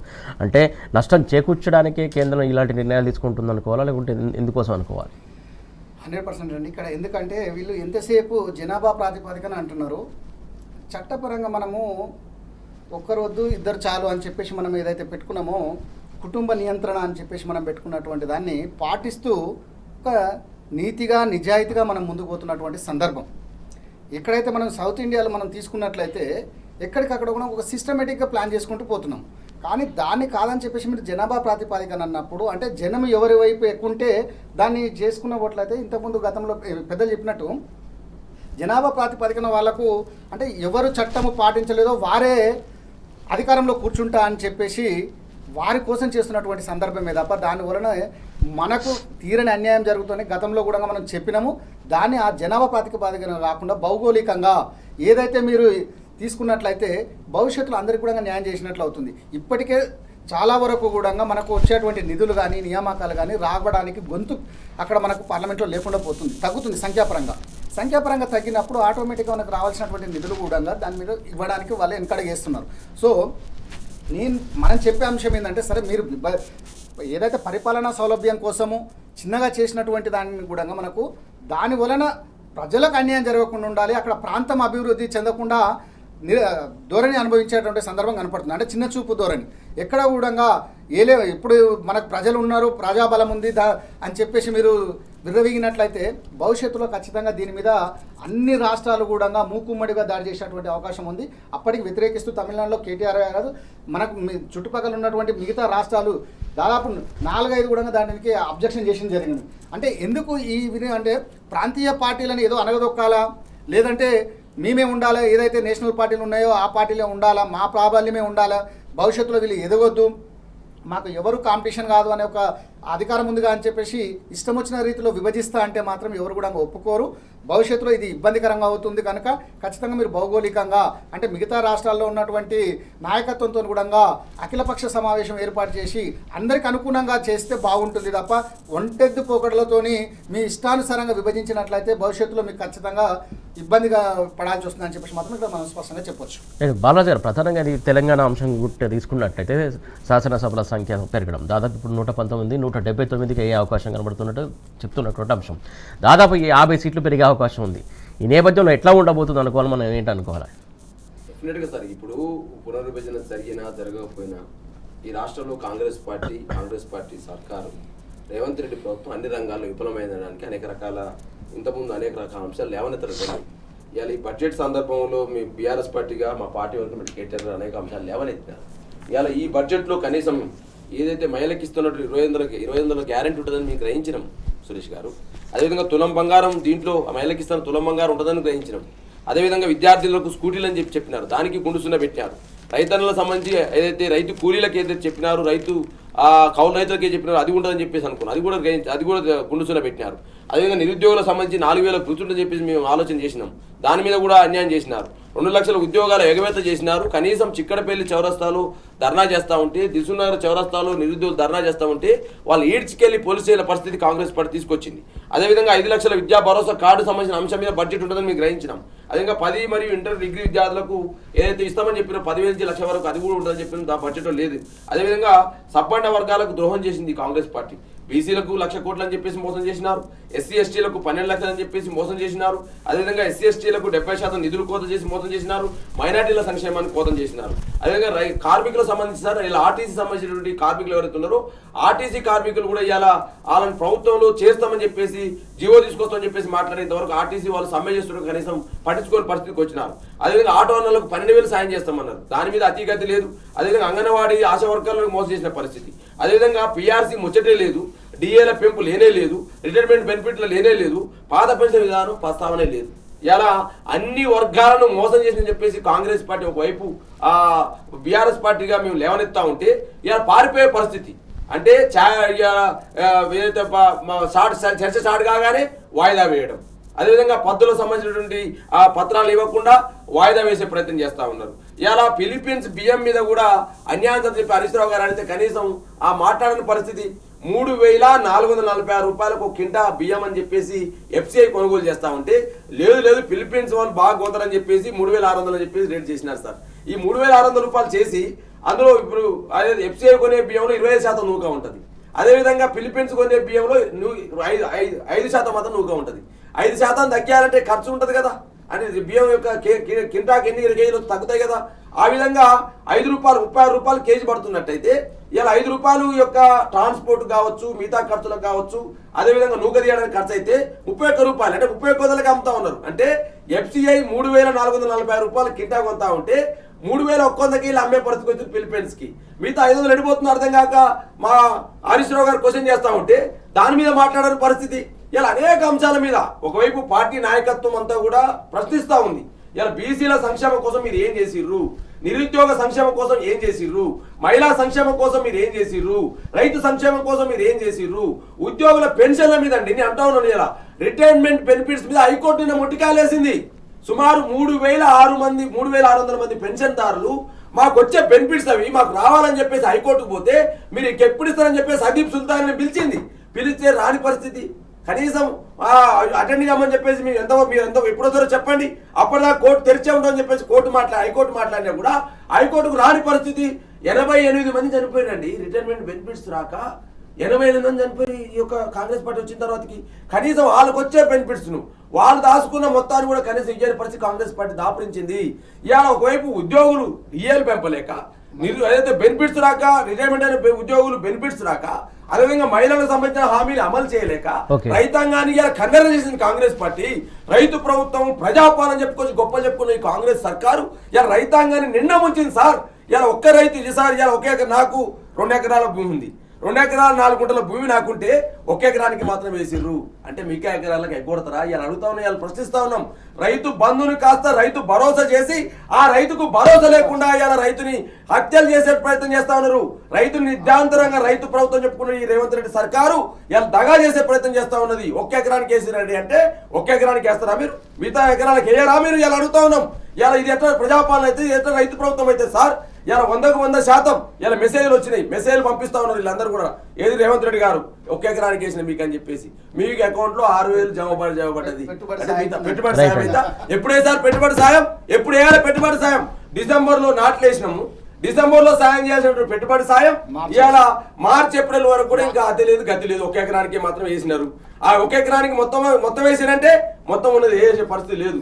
కాబట్టి కౌలు రైతులకు అన్యాయం చేస్తుంది, రైతు కూలీలకు అన్యాయం చేస్తుంది, రైతు బంధు ఇవ్వకుండా తగా చేస్తుంది. అదేవిధంగా రైతు రుణమాఫీ అండి ఇవాళ నిన్న హరీష్ రావు గారు లెక్కలు బయట పెట్టారు. కొన్ని జిల్లాల్లో 10,000 మంది, 12,000 మంది, ఆదిలాబాద్ లో ఒక్క జిల్లాలోనే 17,000 మంది రైతులకు రుణమాఫీ కాలేదు. మనం చూలేమో ఒక రైతు వెళ్ళి మందు దాగి చనిపోలేడా? రాతోడు బాబురావు అనే రైతు రుణమాఫీ కాదని చెప్పేసి మందు డబ్బా దాగి చనిపోయిన పరిస్థితి కనపడలేదా? ఇవన్నీ కూడా రైతును దగా చేస్తూ, మహిళలను దగా చేస్తూ, నిరుద్యోగులను దగా చేస్తూ, ఉద్యోగులను దగా చేస్తూ, కనీసం రిటైర్మెంట్ బెనిఫిట్స్ రాకుండా రిటైర్డ్ ఉద్యోగులను దగా చేస్తూ, ఆటో కార్మికులను దగా చేస్తూ, అంగన్వాడీలను దగా చేస్తూ, ఆశా వర్గాలను దగా చేస్తూ ఇది దగా ప్రభుత్వంగా మారింది. ఈ దగా ప్రభుత్వానికి రాజకీయ సామాజిక కట్టాలే బలహీన వర్గాలని చెప్పేసి బలహీన వర్గాలు గుర్తిస్తా ఉంటే మధురాచారి గారు మాట్లాడుతున్న మైక్ కట్ చేసిరండి. మైక్ కట్ చేయడం కాక వాయిదా వేసే పరిస్థితి తీసుకొచ్చినారు. బీసీలకు ఏం చేస్తున్నారు మీరు అడుగుతా ఉంటే తప్ప అండి. బీసీలకు మీరు ఏం చేస్తామన్నారు, ఏం చేస్తున్నారు? ఉదయపూర్ డిక్లరేషన్ అన్నారు, అదేవిధంగా అనేక రకాల డిక్లరేషన్ అన్నారు, కామన్ డిక్లరేషన్ అన్నారు, సిద్ధరామయ్య గారు తీసుకొచ్చి అనేక రకాల అంశాలు పెట్టారు. ఓకే రైట్ అండి. రంగ గారు ప్రధానంగా ఏదైతే పదే ప్రతిపక్షం బీఆర్ఎస్ ప్రశ్నిస్తున్నటువంటి సందర్భంలో శాసనమండలి కావచ్చు, సభ కావచ్చు, బయట కావచ్చు, ఎక్కడ మాట్లాడినా కూడా గొంతు నొక్కే ప్రయత్నం లేకుంటే ఏదో కేసు రూపంలో హింసించే ప్రయత్నం జరుగుతుంది. ఏ కేసులో కూడా ఏం లేకుండా కూడా లాగదీస్తున్నటువంటి అంశం, దీని గురించి మీరేమంటారు? ఒకటి చెప్పుకోవడానికి ఏమన్నా చేసింది, అభివృద్ధి చేసింది ఉంటే అది చెప్పుకొని ముందుకు పోవడానికి అవకాశం ఉంటుంది. సో చేసినటువంటి అభివృద్ధి ఏమీ లేదు కనుక ఏదో ఒకటి బురద జల్లేటువంటి ప్రయత్నం. ఎందుకంటే ఇక్కడ ఇంకొక విషయం ఏంటంటే ఇప్పుడు మిత్రులు చెప్తూ ఇది మీరు ఏదైతే సీట్ల పెంపకం అని చెప్పేసి చెప్పుకుంటూ వస్తున్నారో దాని విషయంలో కూడా ఒక క్లారిటీగా మనం చెప్పొచ్చు. అది రాజకీయంగా ఉన్నటువంటి తమాషా ప్రకారం చేస్తున్నారు, అది సంతోషకరమైన విషయము. ఇంకా మీరు అన్నట్టు ఈ కేసులు ఏవైతే వేస్తున్నారో కొండందోల్ని ఎలుకను పట్టినట్టు ఇప్పుడు ఈ ఫార్ములా అని చెప్పేసి ఫార్ములా ఈ రేసింగ్ కేసు అని చెప్పేసి ఏదైతే చేశారో దాని విషయంలో కూడా అంటే వీరు చేసినటువంటి అభివృద్ధి ఏం లేదు కనుక గత ప్రభుత్వంలో కేటీఆర్ గారి మీద వచ్చిన నెక్స్ట్ డే నుంచే కేసులు అని చెప్పేసి ఏదైతే కమిషన్లు అని చెప్పేసి వేస్తున్నప్పటికీ కూడా ఇప్పటి వరకు ఎక్కడన్నా దోషిగా తేలిందా అండి? ఎక్కడ కూడా ఎందుకంటే అంత ట్రాన్స్పరెంట్గా ఉన్నారు కనుకనే ఆ రోజు 55 కోట్లు ఫార్ములా రేసింగ్ కేసు ఏదైతే ఇచ్చిర్రో క్లియర్గా వారు చెప్పారు 45 కోట్లు అకౌంట్ త్రూనే ట్రాన్స్ఫర్ అయిందా బాబు, ఇప్పటికి కూడా అందులోనే ఉంది. దాని వలన మేము ఈ ఫార్ములా రేసింగ్ కేసు తీసుకురావడం 2023 తీసుకొచ్చినప్పుడు వారం రోజుల్లోనే 700 కోట్లకు సంబంధించినటువంటి ఎలక్ట్రికల్ వెహికల్స్వి వచ్చినాయి మనకు పెట్టుబడి కింద. రాష్ట్రానికి పెట్టుబడులు రావడానికి మాత్రమే మేము చేసినాము. ప్రపంచ ఖ్యాతి మన తెలంగాణ అనేది ఒక నోటెడ్ అయ్యింది దానివలన ఈ రేసింగ్ పెట్టడం వల్ల అని చెప్పేసి అప్పుడు గతంలో మనం చెప్పారు. ఎలక్ట్రికల్ వెహికల్ కంపెనీలు ఎందుకు వచ్చినాయంటే భారీగా పెట్టుబడులు ఎందుకు పెట్టినాయి అంటే మనం ఇది రేస్ కండక్ట్ చేయడం వలన తమ భాగస్వామ్యంతో ఉందని తెలవడం కూడా గర్వంగా కేంద్రం కూడా గర్వంగా చెప్పింది. అంటే తెలంగాణ చేయడం కూడా మాకు గర్వకారణం ఈ రేసింగ్ చేయడం వల్ల అని చెప్పేసి. అంటే ఇట్లా మనం ఎప్పుడు కూడా దాన్ని సెకండ్ టైం వచ్చినప్పుడు ఇదే రేవంత్ రెడ్డి గారు అబ్జెక్షన్ చేయడం వల్ల తమిళనాడు తీసుకెళ్ళింది దాన్ని. అంటే మీరు చేతగాక వదులుకున్నట్టే కదా. ఇంత వేస ప్రయాసాలకు ఓర్చి కేటీఆర్ గారు ప్లానింగ్ చేసి దాన్ని తీసుకొచ్చినట్లయితే ప్రపంచంలో ఒక గుర్తింపు ఉంటుంది తెలంగాణకు. దాని ద్వారా పెట్టుబడులను ఆకర్షించవచ్చు అని చెప్పేసి చేసిన సందర్భంలో సక్సెస్ అయ్యారనే చెప్పాలి. ఎందుకంటే వితిన్ 1 వీక్లోనే ఎలక్ట్రికల్ వెహికల్ 700 కోట్ల పెట్టుబడి ఎందుకు వస్తుందండి? ఉట్టిగానే మీరు చెప్తున్నటువంటిది ఇప్పుడు డల్లాస్ పోయి మేము ఇది తీసుకొచ్చినాం అది తీసుకున్నాం అవి అన్నీ ఇప్పటికే ఎక్కడన్నా పెట్టుబడి పెట్టా అన్ని పేపర్లకు మాత్రమే పరిమితమైనవి కదా. అదేవిధంగా కేసులు అని చెప్పి భయభ్రాంతులకు గురి చేస్తూ జనాలని మాట్లాడకుండా సమస్యలు ఏది కూడా దృష్టికి తీసుకురాకుండా తొక్కి పెట్టడానికి మాత్రమే ప్రయత్నం చేస్తున్నారు. ఏదైతే నాయకుల మీద కానివ్వండి, ఇంతకుముందు నేను చెప్పినట్లు రిపోర్టర్స్ మీద కానివ్వండి, సామాన్యుల మీద కానివ్వండి, ఎవ్వరు ఏది అడిగినప్పటికీ కూడా దానికి సమాధానం మాత్రం ఉండదు. కేసులు మాత్రం ఖచ్చితంగా మీ మీద అవుతున్నాయి. అంటే ఇట్లా ప్రతిదీ కూడా డైవర్షన్ పాలిటిక్స్ చేస్తున్నారు. అంటే ఇంకొకరు మమ్మల్ని ప్రశ్నించొద్దు, దేని విషయంలో కూడా ముందుకు రావద్దు, ముందడుగు వేయొద్దు. మేము ఎట్లాగో తెలంగాణ అభివృద్ధిలో మేము ముందడుగు వేయము, మీరు కూడా మమ్మల్ని ప్రశ్నించడానికి ముందడుగు వేయొద్దు. ప్రతిపక్షాలైనా సరే ప్రజలైనా సరే మాకు ఎవరేమీ అడ్డు కాదు అన్న చందంగా వివరిస్తున్నారు తప్ప భయభ్రాంతులకు గురి చేస్తూ తెలంగాణని ఒక అభూత కల్పనగా చూపించి దాన్ని వాళ్ళు కాలం గడుపుకుంటున్నారు, పబ్బం గడుపుకుంటున్నారు. ఉన్నటువంటి ఇంకొక సంవత్సరంలో ఖచ్చితంగా దానికి వీళ్ళు బాధ్యత వహించాల్సిందే, దాని రిజల్ట్ చూడాల్సిందే అని చెప్పేసి ఇక్కడ ప్రధానంగా ఏదైతే అభివృద్ధికి సంబంధించి మాట్లాడితే ఎక్కడ అభివృద్ధి చేస్తారని అడిగితే కూడా కేసు రూపంలో ఏదో ఒక రూపంలో నొక్కే ప్రయత్నం జరుగుతుంది. దీనికి సంబంధించి మీరేమంటారు? 100% కదా. ఇలా కాళేశ్వరం అనే అంశాన్ని మీద అనేక రకాలుగా బదనాం చేసి ఇలా కాళేశ్వరం నీళ్ళు ఏదైతుందో బసవాపురం రిజర్వాయర్ గురించి అసెంబ్లీలో మాట్లాడుతారు కాంగ్రెస్ పార్టీ శాసనసభ్యులు. బసవాపురం రిజర్వాయర్ ఎవరు కట్టారు? ఏ ప్రాజెక్టులో భాగం అది? కాళేశ్వరం యొక్క బృహత్తరమైన ప్రాజెక్టులో భాగమే బసవాపురం రిజర్వాయర్. ఆ బసవాపురం రిజర్వాయర్ ద్వారా పునాదిగాని కాలువ ద్వారా అటు ఆలేరు కావచ్చు, అటు భువనగిరి కావచ్చు, అటు నెగరికల్ కాన్సెన్సీ కావచ్చు, అటు తుంగతుర్తి కాన్సీ కావచ్చు, ఇవన్నిటికీ నీరు అంతది. ఇవాళ వాళ్ళు మాట్లాడుతూ ఉన్నారు ఏదైతే కేసీఆర్ గారు ప్రారంభించినటువంటి కాళేశ్వరం జలాలు బసవాపురం రిజర్వాయర్కి వస్తే ఆ బసవాపురం రిజర్వాయర్ నుంచి ఏదైతే బునాది కాలువ ద్వారా అయితే నీళ్ళు ఎప్పుడు ఇస్తారని చెప్పేసి మాట్లాడుతూ ఉన్నారు. కాళేశ్వరం లేదన్న కాంగ్రెస్ పార్టీ, కాళేశ్వరం కూలిపోయిందన్న కాంగ్రెస్ పార్టీ ఇలా బునాది కాలువను వచ్చి చూడమని, బునాది గారి కాలువను వచ్చి చూడమని చెప్పి ఉమ్మడి నల్గొండ జిల్లాలో ఇలా యాదాద్రి భువనగిరి జిల్లాలో పారుతున్న నీరు కాళేశ్వరం జలాలు కేసీఆర్ గారి యొక్క ముందు చూపుకు నిదర్శనం మేము మాట్లాడుతూ ఉన్నాం. ఇలా 100% కాంగ్రెస్ పార్టీ అనేక రకాలుగా డైవర్షన్ పాలిటిక్స్ మాత్రమే చేస్తూ ఉంది. కాళేశ్వరంలో అవినీతి అని చెప్పి పెద్ద ఎత్తున ప్రచారం చేశారు, అది కాదని తేలిపోయింది. కమిషన్లు వేసినారు, అనేక రకాల సిట్ అనేక రకాల కమిషన్లు వేసినారు, దానివల్ల తేలిపోయింది. కమిషన్లు ఖర్చులు మాత్రం ఉపయోగపడ్డది తప్ప దాంట్లో తేల్చింది ఏం లేదు సార్. 3 కోట్ల రూపాయలు ఖర్చు పెట్టారు ఆ బీసీ ఘోష్ కమిషన్ సంబంధించిన దానికి, ఇంతవరకు తేల్చింది లేదు. రెండోది అలా కేటీఆర్ గారి మీద బదనం చేసే ప్రయత్నం. ఫార్ములా రేస్ ఏదైతే ఉందో ఆ ఫార్ములా రేస్ యొక్క 45 కోట్ల రూపాయలు అనేవి త్రూ అకౌంట్ ద్వారా పోయిందని చెప్పేసి నిర్వాహకులే చెప్తా ఉన్నారు. ఆ నిర్వాహకులు మా దగ్గర ఉన్నాయని చెప్తా ఉన్నారు. మీరు ఒకవేళ మిగతా పేమెంట్ ఇచ్చినట్టయితే మేము నిర్వహిస్తామని చెప్తే అది చేతగాక కేటీఆర్ గారిని బదనం చేయడం కోసం నిల్సన్ అనేటువంటి స్పోర్ట్స్ సంస్థ చెప్పిందండి 700 కోట్ల పెట్టుబడులు వారం రోజులలో అని చెప్పేసి చెప్పింది సార్. ఇవన్నీ కూడా ఆధారాలతో కనపడతా ఉంటే అబద్ధాలతో కాంగ్రెస్ మాత్రం బదనం చేసే ప్రయత్నం చేస్తూ ఉంది. ఆధారాలతో అనేక రకాల నివేదికలతో కేసీఆర్ గారి నాయకత్వంలో ఆ రోజు కేటీఆర్ గారి నాయకత్వంలో జరిగిన అభివృద్ధిని ఒకవైపు ప్రభుత్వ నివేదిక సంస్థలు చెప్తా ఉంటే కాంగ్రెస్ పార్టీ మాత్రం అబద్ధాలని చెప్తూ ప్రచారం చేస్తూ ఎలక్షన్లో గెలిచింది తప్ప ఇప్పుడు అబద్ధాలు నమ్మే పరిస్థితి లేదు. ఎందుకంటే 20 నెలలు అయిపోయింది, 830 రోజులు అయింది. ఇక కాంగ్రెస్ పార్టీ లేవదు, కాంగ్రెస్ పార్టీ చెయ్యదు, కాబట్టి కాంగ్రెస్ పార్టీ నమ్మే పరిస్థితిలో ప్రజలు లేరని అర్థమైపోయింది. రైట్ అండి, థ్యాంక్ యూ అండి బాలాజీ గారు, thank you so much. Thank you అండి జంగయ్య గారు, థ్యాంక్ యూ సో మచ్. మొత్తానికి అబద్ధాల రాజకీయాలతో ఏదైతే కాలయాపన డైవర్షన్ పాలిటిక్స్ తోటే కాలం గడుపుతుంది కాంగ్రెస్ పార్టీ అని చెప్తున్నటువంటి అంశం ఇది వాటి వార్తలు వాస్తవాలు కీప్ వాచింగ్ టీ న్యూస్.